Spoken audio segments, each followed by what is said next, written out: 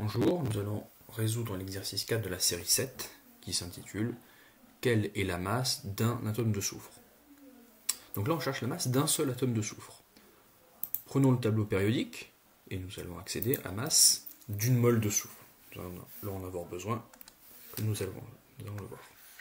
Donc la masse d'une mole de soufre, MM du soufre, la masse molaire du soufre, est égale à 32,1 g si on se place avec 3 chiffres significatifs. Méthode 1, nous allons utiliser un tableau de proportionnalité comme nous le faisons d'habitude. Et donc il s'agit de bien poser ce tableau.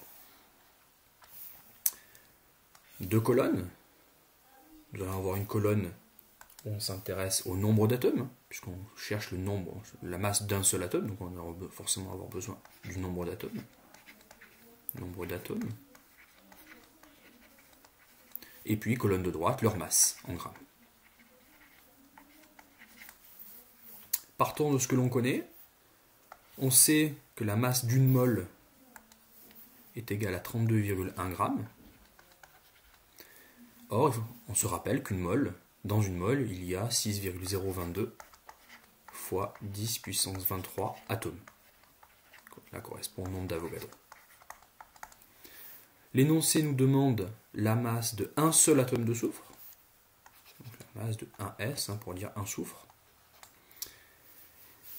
Il y a proportionnalité entre le nombre d'atomes et leur masse. Ce nombre passé d'une colonne à l'autre, on l'appellera X. Que l'on passe de 6,022 10 puissance 23 jusqu'à 32,01 ou de 1 jusqu'à la masse d'un atome de soufre, c'est le même facteur de proportionnalité. Justement l'intérêt de la proportionnalité. Utilisons ce tableau pour résoudre l'exercice. On peut écrire en noir, ça ira très bien. Donc le facteur de proportionnalité x est égal à 32,1 divisé par 6,022 fois 10 puissance 23. Mais il est aussi égal à la masse de 1 atome de soufre divisé par 1, justement. Nous tirons donc directement la masse d'un atome de soufre, qui est égale à 32,1 sur 6,022 10 puissance 23 fois 1. La calculette nous donne comme valeur, en écriture scientifique et avec 3 chiffres significatifs, 5,33 fois 10 puissance moins 23 grammes. N'oublions pas l'unité. Nous pouvons aussi raisonner en utilisant des relations mathématiques.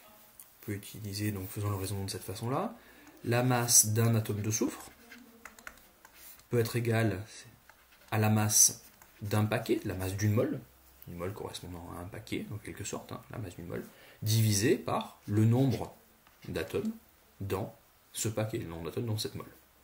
Et donc nous arrivons directement au calcul 32,1, masse d'une mole, divisé par 6,022 fois 10 puissance 23.